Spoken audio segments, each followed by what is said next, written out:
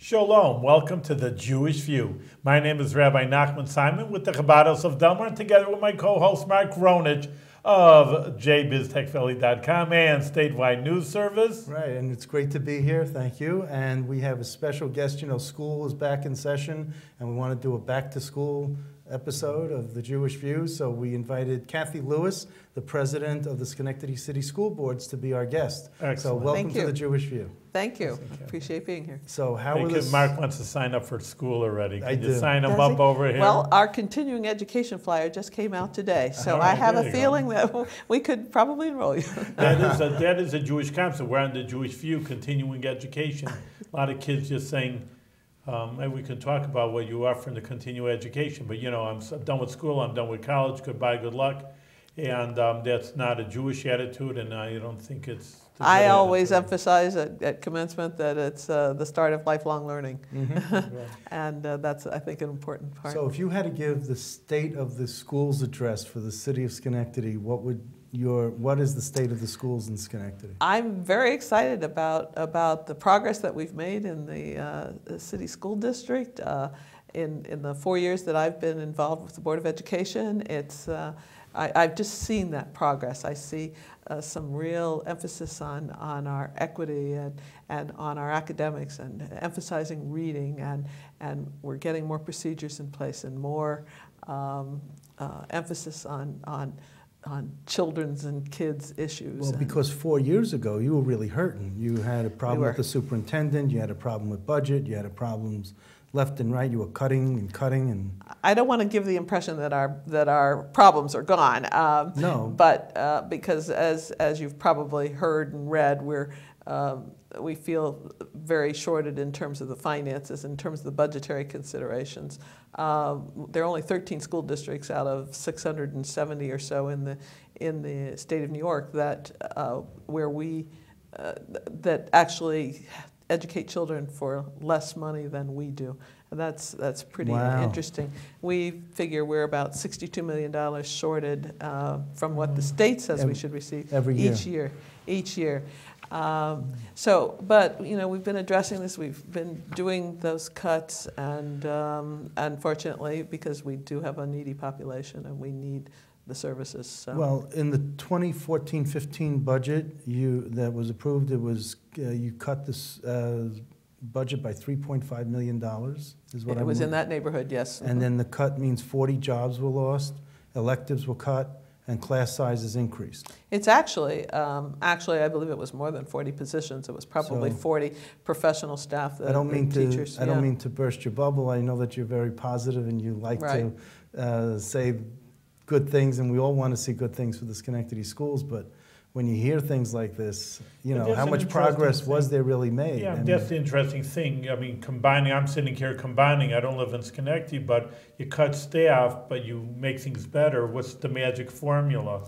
Well, we've been emphasizing more professional development for our staff, and trying to emphasize the importance of our equity issues, and to make sure that all children are learning, trying to have teachers, not just teachers, but other staff, develop relationships with children to help them with their needs, and we're hoping that this is going to pay off for us. But school property taxes rose also. Well, in order to accomplish what we could do in the way of a budget, initially we were $9.5–10 million short. And in the final New York State budget, we received about $5.5 million. To stay under our property tax cap, we put in a 2.75% property tax increase premised on the fact that it was to be rebated this year. And that netted us another $1.5 million. That's where the other $3.5 million was left for us to make cuts. How much of a help is Senator Farley with this? I mean, I know he's a nice guy and he's been there forever. He's like the most senior member in the Senate, and he's Mr. Librarian, I call him. But you know, if he represents Schenectady and he's in the majority of the state Senate, I mean, and you still need all these cuts, and you're 13th from the bottom in terms of paying, Right. in terms of the Well, budget and all this. Clearly, we're not the only school district in Senator Farley's districts that needs assistance, because he represents rural schools Sure. as well. And I believe, I'm not absolutely certain of how much additional monies Senator Farley was able to get for it. I think it was in the neighborhood of $500,000 or so this year. Who's making these decisions? As Well, state Staff. education, Staff. I mean, staff of who? I mean, the state education department is allotting the money? No. It's through the New York State Legislature and through the committees behind it. As you're probably aware, the campaign for fiscal equity that was settled in 2006, and that's where I made the reference to the $62 million. The campaign for fiscal equity determined what's called the foundation aid, and it's from that they have put into place what they call the gap elimination adjustment, which has been in effect since around 2008 or 9, when the state went through the fiscal crisis, when the country went through the fiscal crisis. Yeah. And so we have never received the full amount because it was supposed to be building, and for us, unfortunately, it's been lower. And so So do you come down to the Capitol and lobby when the school boards lobby? Right. Are you part of that contingent? I have come down and visited with Senator Farley. Okay. I've talked with Senator Katchik in our district, with Assemblyman Santa Barbara, Assemblyman Steck. We were represented by 4 legislatures. The city school district alone had parts of each of that school district are with all 4 of those. Right. 4 of those people. I've been down to the National School Board Association in Washington, and do you ever ask the legislators that with the lottery money, it keeps growing. Lottery keeps growing. It wasn't intended to be instead of. It was intended to be in addition to what the state would offer, and it turned out to be instead of. And so the money that the state gets lower, and state aid to education gets lower and lower because the lottery money is making up the gap, and then whatever else has to go into the general fund. My understanding, and I did just read something about this, but and I don't have all the fine details of it, but is that the lottery money becomes part of the general fund, basically, and the general fund then is where the education dollars come from in terms of allocation. And it's not totally that way, because they can say the lottery fund is going to education, but then they reduce the amount coming out of the general fund that goes to education. That's the problem. And that's what I mean by instead of. Right. Where it hasn't been an addition. It hasn't been a supplement. Because you would be doing fine if it was in addition to. Right. Your school district. Every school district around the state probably would be doing a lot better. And so why not make that your crying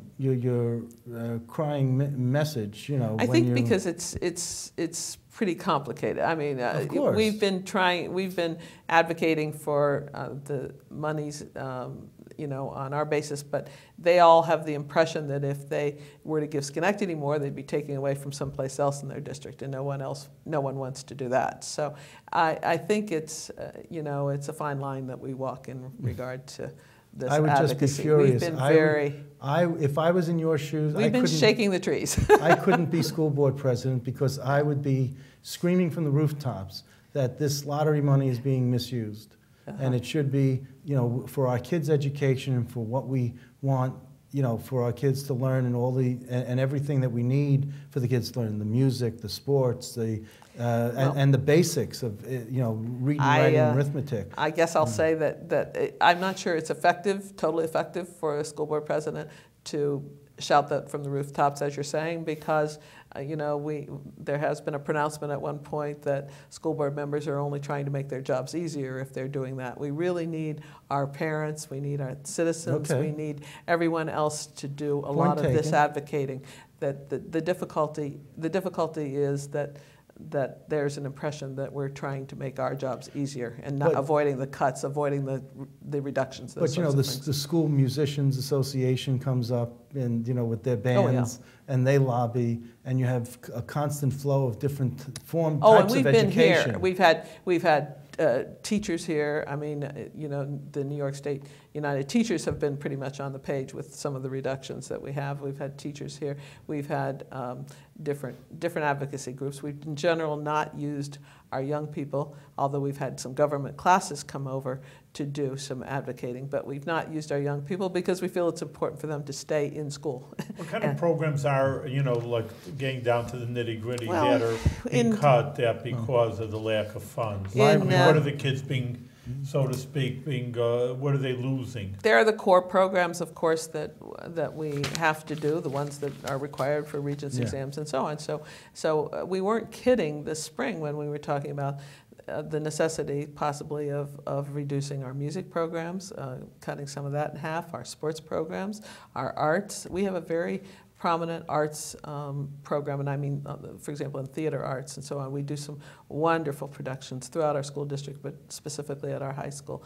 And I know that people say, oh, that they're just crying wolf, and that's not going to be cut. But we've had to make reductions in those areas as well. We've got some music teachers that go to 4 or 5 different schools in the course of a day, and that's very difficult. You know, I actually like to, you know, in a way it's even more unfair. It's double unfair because they're low-income families in Schenectady, and you can make a case where even if you cut it in a nice suburbs, the parents have the extra money maybe to give art lessons and music lessons.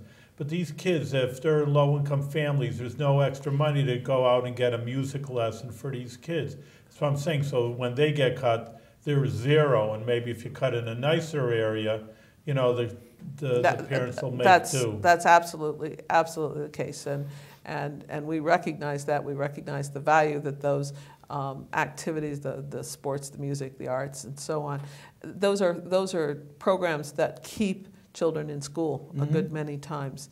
And I can't tell you, my first year on the board was 10-11, and in the spring of 2011, as we had settled our budget, there was also a concert held at Proctor's where we had 500 of our young people, and now we're a school district of around close to 10,000.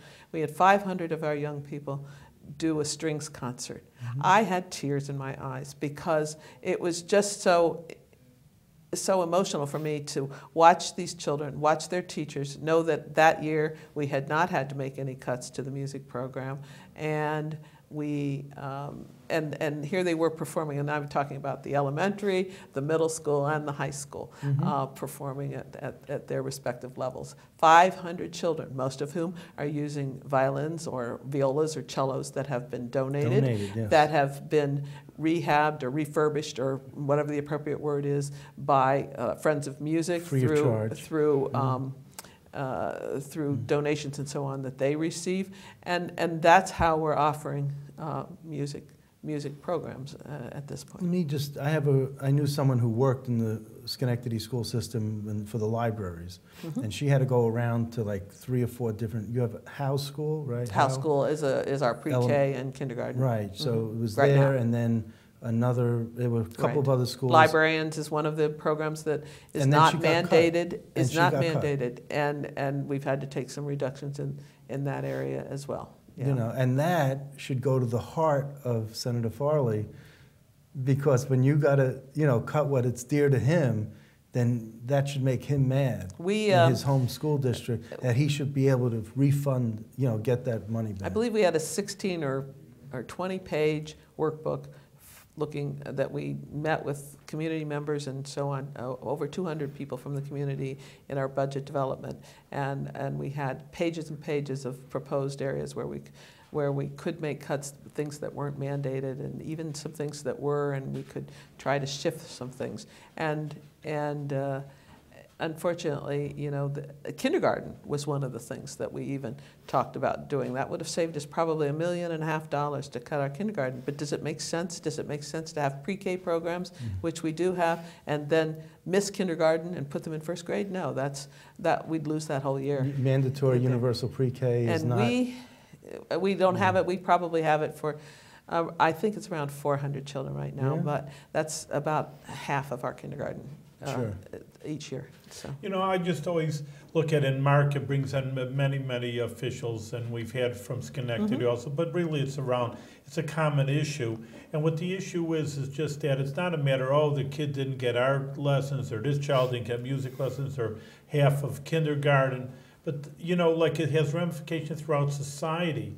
Then that child would be less, you know, if they're into art or into music, they have something, that child wouldn't be into drugs. If they're not into drugs, there'll be less crime. So there's reverberations, you know, in education. And again, as I started the show, I mean, I know being Jewish, and, you know, it is the Jewish view, but the main idea is just that education's so important to emphasize in Jewish people. And people say, why, morally and ethically, the Jewish people are smarter. Well, you know, it doesn't come from the wind. It doesn't from the gefilte fish that you eat Friday night. It comes because there's emphasis on education. If you have an educated child, then you have a better educated adult and a better society. And just cutting it, I just see as ripple effects, especially the kids need it so. If you could say about anybody, these children in the lower income, they need the education more. It's just a shame, you know, there's money for everything, but when, you know, like Mark was saying, there's legislative, they're tossing billions of dollars around. I mean, not tossing, you know, they're spending here billions and billions.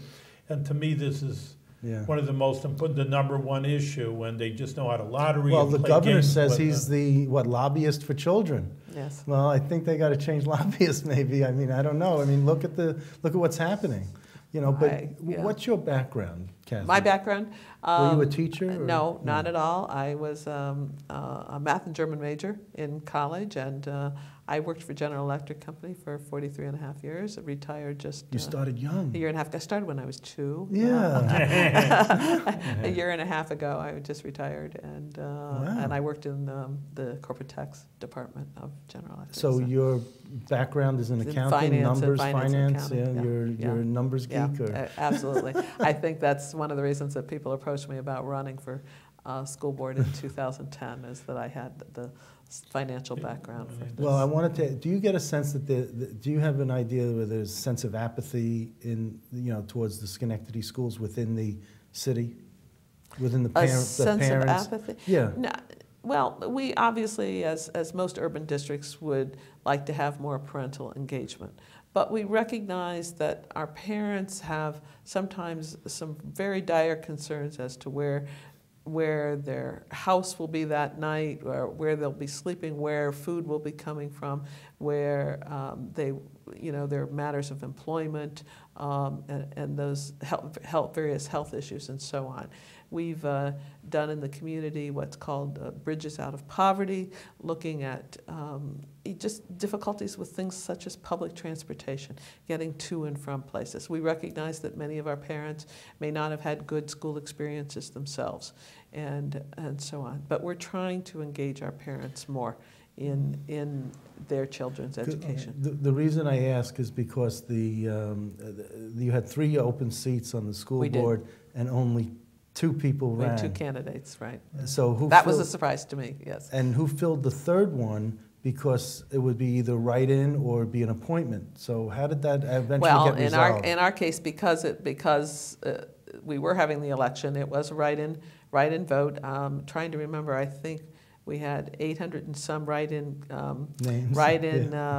votes, and it was for 132 or thereabouts different names, and that didn't count Mickey and Minnie Mouse, but it did have Grumpy the cat, and Daram Hitlal was the winner. Who? Daram Hitlal is his name. Oh, I wanted to make sure that last name sort of got me. It was Hitlall, Hitlal. Okay. He was too close to someone else. Yes, he was the winner of the write-in vote. So we have a full complement of board members. We have 7 at this point. So was there I remember someone saying that they were they wanted to know who was chairman, and everyone stood in the line, and everyone else stood back back. except this one, Right. and he became the chairman. Three You know. Stooges So job. is that Right. how he feels? I mean, is he dedicated to this? I mean, he didn't ask to be. No, I think he must have expressed interest to it, to have, you know, because I think he received 130-something write-in votes. So clearly, Oh, it was campaigned. clearly something had occurred Yeah, it wasn't behind the his scenes. mother and There his really- grandmother. Because There to spell really- his name alone is Right. not There gonna really be isn't. There's not a lot of time, you know, to activate a write-in campaign, because the petitions are due May 1st and the election was May 21st, and so there's the space of 3 weeks thereabouts for anyone to identify themselves. At around April 1st, I think it was, we held a night with people who might be interested in running for school board, and I thought we had potentially 6 candidates at that point, and then they didn't turn in the petitions. So that's how we ended up with 2 candidates for 3 any money seats. for those No. positions? or Absolutely, voluntary? no. Nobody wants a All volunteer. Board of Education positions, other than in the big 5 school districts, This are is unpaid. The candidates legally must be 18 years of age, qualified Right. voter in their school district, able to read and write. Right.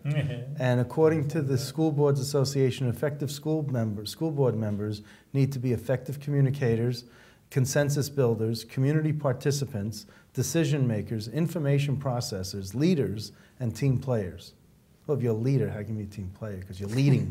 So you got to tell them. Everyone else has to be the team player. Well, there's you know? no I in So- team, as they say. Well, but there's an I in win. Yeah. So, But anyway, so that's it. And there's no pay. It's a thankless job to some extent. so I've been told. I find some It's somewhat hidden rewards in rewarding, it. yeah. I said that if I ever pursued public office, I would probably do it for a school district in New York State, because I'm not a native of New York. I did not attend New York schools, and I have no children in the school district. I was a taxpayer, and that was it. I felt I could be pretty objective about things. So where did you come from? I came originally from Cincinnati, and I went to Cincinnati public schools.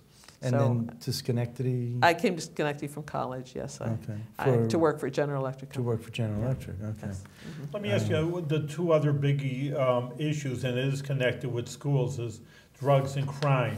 We would love to think. Hey, I'm the reporter. What are you talking about? No, go ahead.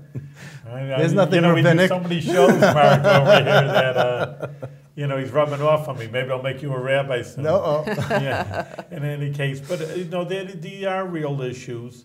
I mean, you would love to think that these were dealing with children, innocent little children, and crime is for the adults.